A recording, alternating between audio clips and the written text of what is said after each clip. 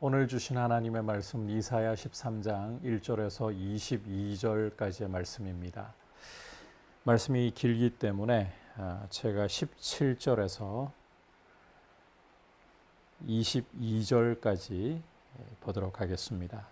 보라, 은을 돌아보지 아니하며 금을 기뻐하지 아니하는 메대 사람을 내가 충동하여 그들을 치게 하리니, 메대 사람이 활로 청년을 쏘아 죽이며 태의 열매를 긍휼히 여기지 아니하며 아이를 애석하게 보지 아니하리라. 열국의 영광이요 갈대아 사람의 자랑하는 놀이개가 된 바벨론이 하나님께 멸망당한 소돔과 고모라 같이 되리니, 그곳에 거주할 자가 없겠고 거처할 사람이 대대 없을 것이며, 아라비아 사람도 거기에 장막을 치지 아니하며 목자들도 그곳에 그들의 양떼를 쉬게 하지 아니할 것이요, 오직 들짐승들이 거기에 엎드리고 부르짖는 짐승이 그들의 가옥에 가득하며 타조가 거기에 깃들이며 들양이 거기에서 뛸 것이요, 그의 궁성에는 승냥이가 부르짖을 것이요, 화려하던 궁전에는 들깨가 울 것이라. 그의 때가 가까우며 그의 날이 오래지 아니하리라. 아멘. 오늘 우리가 함께 읽은 이 이사야 13장은 1절에서 아모스의 아들 이사야가 바벨론에 대하여 받은 경고라, 이 바벨론을 심판하시는 말씀을 하나님께서 주고 계시는 것입니다. 먼저 2절에서부터 이 5절까지 내용을 간단히 좀 설명을 드리자면, 하나님께서 이 먼 나라 수많은 백성들을, 군대를 이렇게 불러 모아서 산 위에서 검열하시는 장면을 보여주고 있습니다. 왜 이렇게 먼 나라의 수많은 백성들 그리고 군대를 불러 모으시고 검열을 하시느냐? 그 이유가 5절에 이들은 여호와와 그의 진노의 병기라 온 땅을 멸하려 함이로다. 하나님의 병기로서, 진노의 병기로서 이들이 모여서 멸하시는 하나님의 일을, 심판을 수행하고자 한다는 것입니다. 이 온 땅이라는 것은 바벨론 온 땅을 가리킨다. 여러분께서 이해를 하시면 되겠습니다. 그래서 이제 6절부터는 너희는 애곡할지어다 라고 말씀을 하고 있죠. 바벨론이 애곡을 해야 된다는 거예요. 왜? 여호와의 날이 가까웠기 때문에. 이 여호와의 날이라는 것은 이 이사야 12장을 보면 시온 주민에게는 찬송을 터뜨리는 날입니다. 왜냐하면 하나님이 이 메시아를 주셔서 구원의 은혜를 주실 것이기 때문에.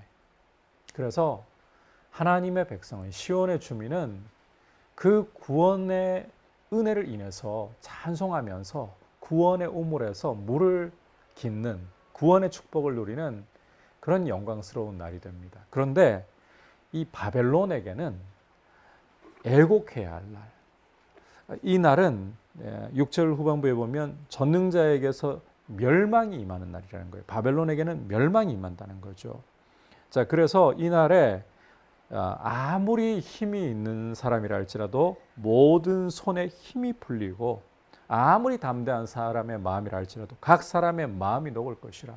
아무리 힘이 있고 담대한 용사라 할지라도 소용없다는 거예요.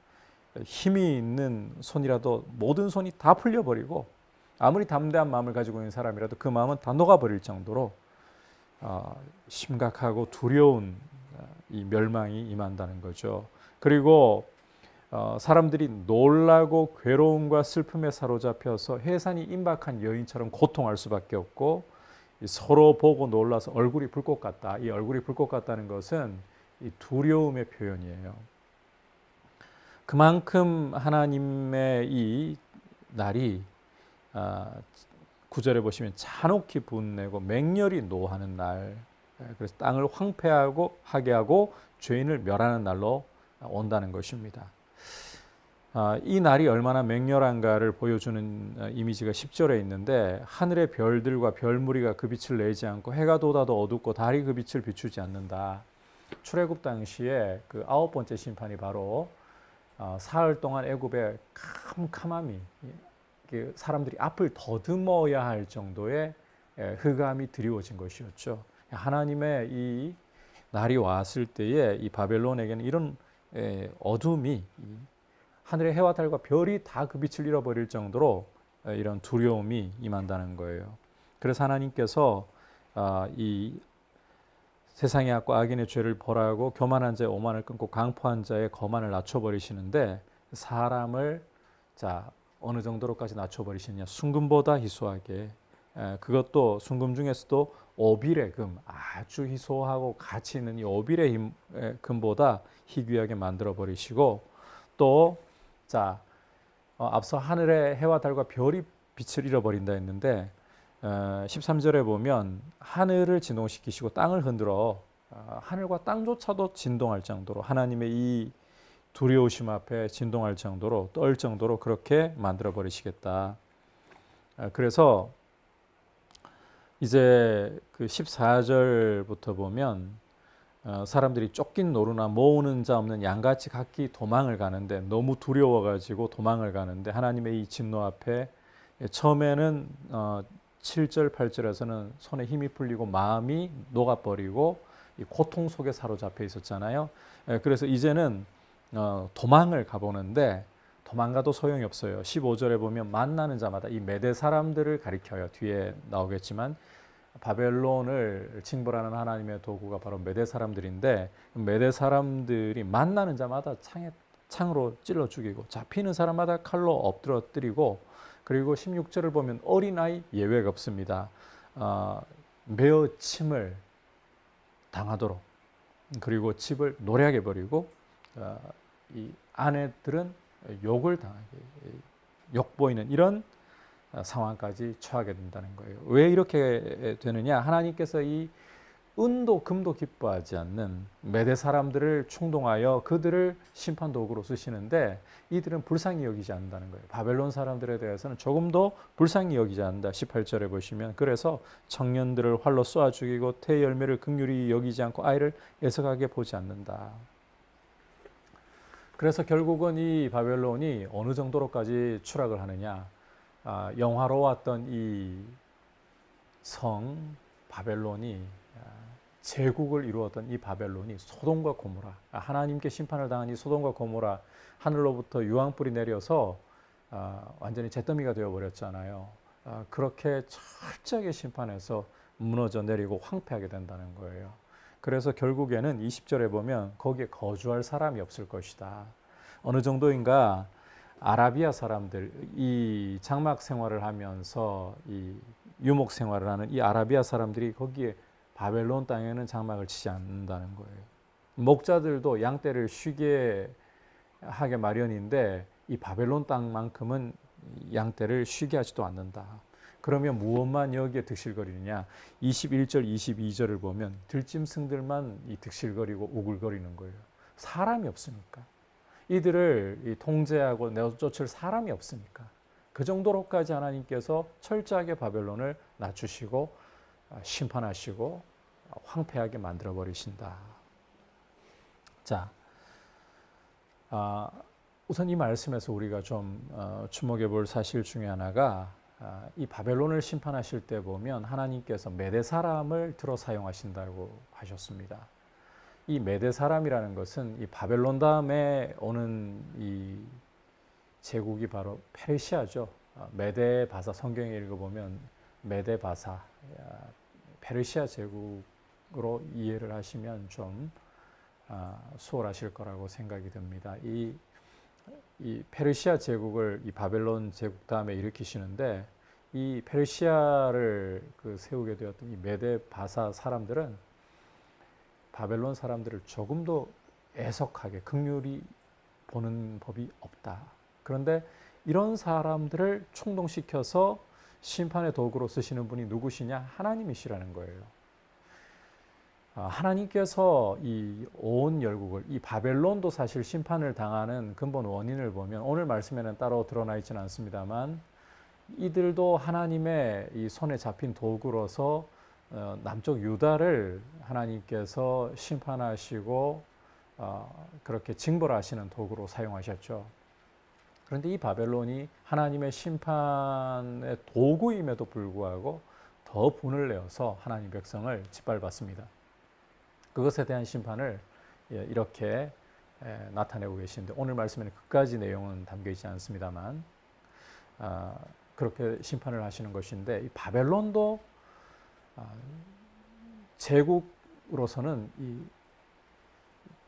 둘째가라면 서러울 정도의 강성한 제국을 이루었던 이 바벨론도 하나님이 그 손에 붙잡고 사용하신 도구였고, 그리고 이 바벨론을 심판하시는 이 메대 사람들, 페르시아 제국으로 이어지게 되잖아요. 이들도 하나님이 주관하고 계시고 하나님이 역사의 주관자로서 온 세상과 나라들을 다스리신다.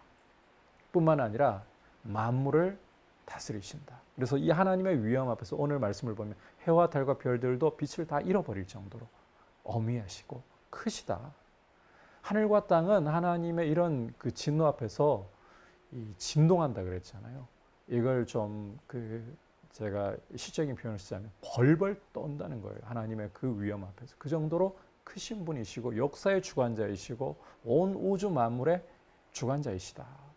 그래서 우리가 이 하나님을 우리는 아버지로 모시고 있습니다. 오늘 이 여호와의 날이 바벨론에게는 맹렬한 하나님의 이 진노의 날, 분노의 날이지만 12장에 보면 앞서 말씀드린 것처럼 하나님의 백성들은 하나님의 구원의 은혜를 노래하고 구원의 우물에서 물을 기르리라고 했잖아요. 그 크신 하나님이 우리에게는, 예수 그리스도를 믿는 우리에게는 아버지가 되시고 크신 긍휼을 베푸시는 분이십니다. 그 아버지의 손길에 이 모든 만물이, 세상의 모든 만사가, 그리고 모든 나라와 권세가 붙잡혀 있고 그분의 뜻대로 이루어지기 때문에 우리는 이 세상을 살아가면서 무슨 일을 만나든지 하나님이, 나를 사랑하시는 나의 아버지께서 만물의 주관자이시고 선하신 뜻을 이루실 것이다. 신뢰하면서 믿음으로 담대히 걸어가야 합니다. 아울러서 이 바벨론이 이렇게 심판을 당하는 데는 교만하게 힘을 함부로 휘둘렀던 것이 아주 주요한 원인이에요. 앞서 이 아수르의 심판을 말씀드리면서도 언급했습니다만 힘이라는 것은 함부로 휘두르라고 주신 게 아닙니다. 있을 때 조심을 해야 돼요. 잘 써야 돼요. 그래서 내가 힘이 있다고 함부로 휘두르지 말고 이 힘을 나에게 맡겨주신 분이 누군가, 그리고 이 힘을 어떻게 사용하기를 원하시는가, 하나님 앞에 겸손히 의지하면서 하나님 기뻐하시는데 우리의 힘을 사용할 수 있도록 그렇게 드릴 수 있기를 축복합니다.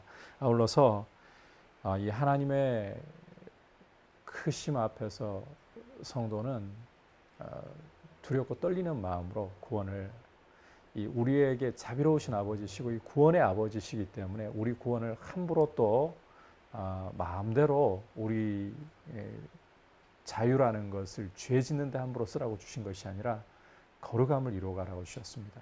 그래서 교회의 교회다움을, 어느 때보다 지금 우리 한국교회는 교회다움이 절실한 때입니다.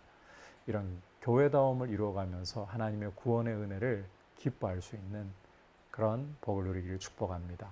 이제 말씀을 생각하면서 함께 기도하도록 하겠습니다. 말씀을 통해서 보았듯이 하나님은 제국들을 그 손에 쥐고